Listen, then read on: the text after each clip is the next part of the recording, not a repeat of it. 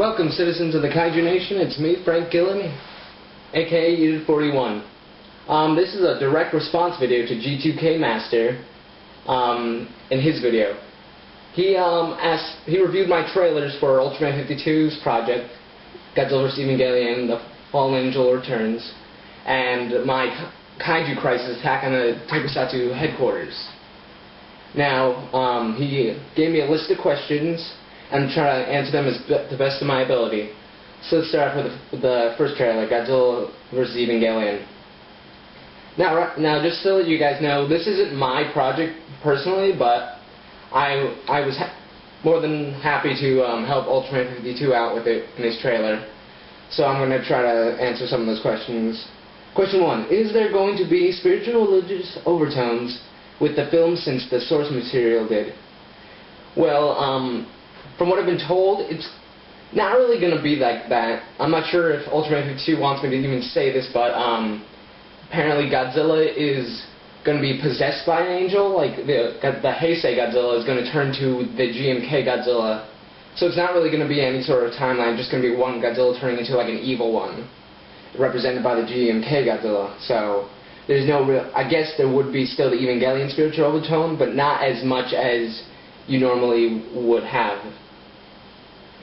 How are you going to handle Godzilla as an angel? I kind of just explained that, but again, it's just going to be like the GMK movie, but rather than spirits of those lost in the Pacific conflict, it's just going to be an angel possessing Godzilla. Now, are you going to be using more Big O music in the film? Well, I don't know about Ultraman 52, but I just know that in my own films, I will be using Big O music every once in a while, because I love the Big O. I have both volumes on DVD. So yeah, and I love the scores of that show, so I definitely will be. So yeah.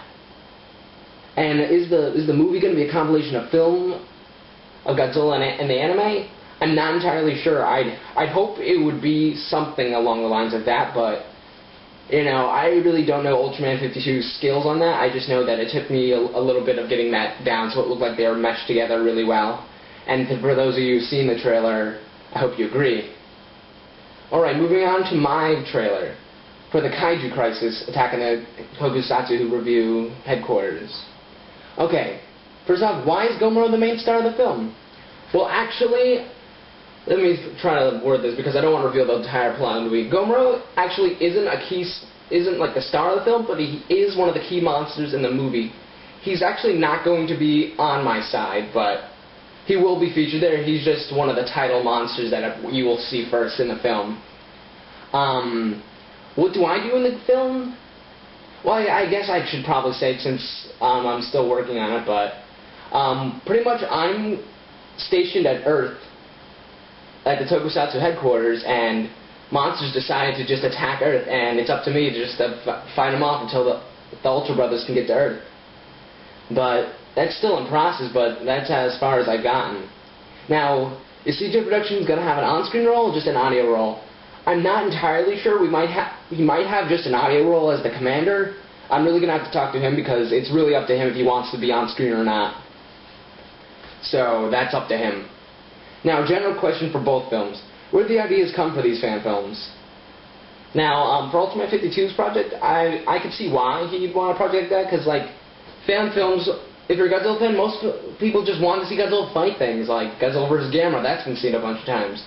You know, Godzilla vs. King Kong, like rematches.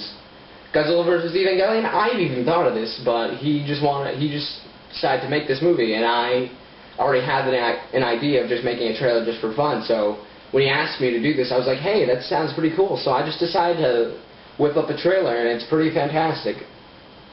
For my film, I just wanted to really, you know, make a landmark on TokusatsuReview V3 because it's going well, but I just want to have something where it's just like, when we look back at the show, we can have like a movie for the show, and I hope to, like, once this whole